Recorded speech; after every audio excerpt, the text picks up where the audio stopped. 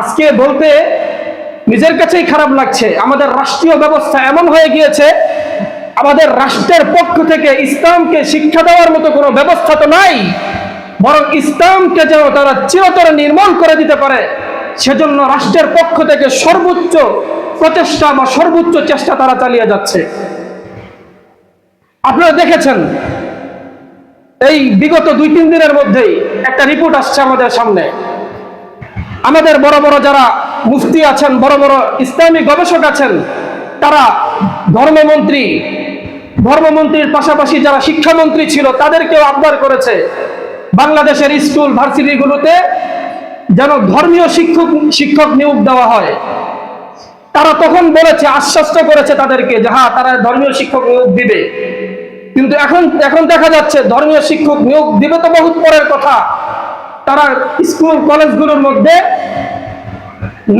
গান শিখানোর জন্য, দোল তবলা, বিভিন্ন ড্যান্স শিখানোর জন্য তারা শিক্ষক নিয়োগ দিচ্ছে। এই সমস্ত শিক্ষা আওয়ামী লীগের যুগেও ছিল না, আমরা আশা করি না যে এই যুগেও থাকবে। সকলে বলেন ইনশাআল্লাহ। আমরা আশা করি না এই সরকারের কাছে যে এই শিক্ষাগুলো রাখবে, কারণ এই শিক্ষা যদি থাকে, আপনি মনে করতেছেন আপনার মেয়ে, আপনার ছেলে ওদেরকে ড্যান্স শিখাবেন, ভবিষ্যতে টাকা পয়সা কামিয়ে আপনার আপনার পকেট ভরবে, আপনার সংসার চালাবে। আপনি বিশ্বাস করেন আর না করেন, পৃথিবীর যে কোনো আলেমকে আপনারা জিজ্ঞাসা করতে পারেন, যে কোনো মুফতির কাছে জিজ্ঞাসা করতে পারেন, এই টাকা আপনি যতদিন খাবেন আপনার পেটের মধ্যে জাহান্নামের সাপ ঢুকতেই থাকবে, আপনার পেট আগুনের দ্বারা ভরপুর হতেই থাকবে, কখনো আপনি শান্তি পাবেন না। একজন সন্তানকে গড়তে হলে সর্বপ্রথম আপনি তাকে ইসলামী শিক্ষা দেন। আমি আজকে বলে যাচ্ছি, আপনি যদি আপনার সন্তানকে ছোট থেকে ইসলামের শিক্ষা দেন, এই যে আমাদের মক্তবগুলো বন্ধ হয়ে যাচ্ছে, আমাদের মক্তবে এখন আর বাচ্চাদেরকে পাঠানো হয় না, কারণ কি? সর্বপ্রথম একটা ষড়যন্ত্র করা হয়েছিল খ্রিস্টানদের পক্ষ থেকে, বিভিন্ন তারা শিক্ষা কার্যকলাপ শুরু করে দিয়েছিল যেন ফজরের পরেই তারা বাচ্চাদেরকে পড়ানো শুরু করতো। এ কারণে মায়েরা দেখলো যে আরবি শিক্ষা দিয়ে আর কি হবে, সন্তানদেরকে ধর্মীয় শিক্ষা দিলে আর কয় টাকা কামাবে, ওই যে খ্রিস্টানরা একটা স্কুল কলেজ খুলে দিচ্ছে ওইখানেই পাঠায় দেয় ফজরের পরে, মক্তবে আর পাঠানোর দরকার মনে করে না। এজন্য দেখবেন আমাদের বয়সী যারা আছে বা যারা 25 থেকে 30 বা এর উপরে যারা আছে, তাদের মধ্যে ধর্মীয় শিক্ষা বা ধর্মের প্রতি যেই পরিমাণ টান আছে, বর্তমানে যারা ছোট ছোট বাচ্চা যারা মক্তবে যাচ্ছে না, যারা সঠিকভাবে দ্বীনের তালিমগুলো শিক্ষা নিচ্ছে না, তাদের মধ্যে আগামী 30 বছর পরে এই পরিমাণ ইসলামের ধর্মের এই পরিমাণ টান থাকবে না।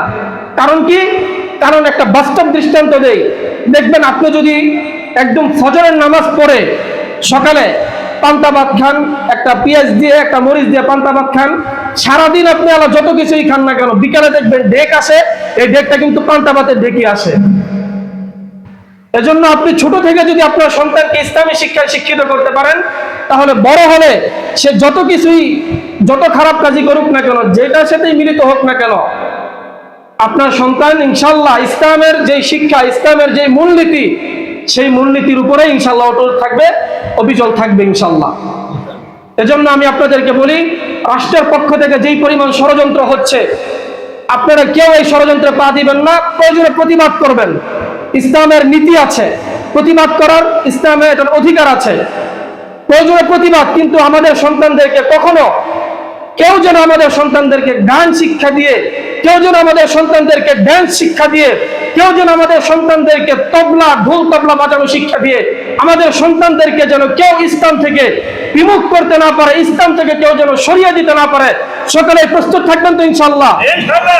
আল্লাহ পাক রব্বুল আলামিন আমাদের ইমানি জজবাকে আরো বেশি বৃদ্ধি করে দেন।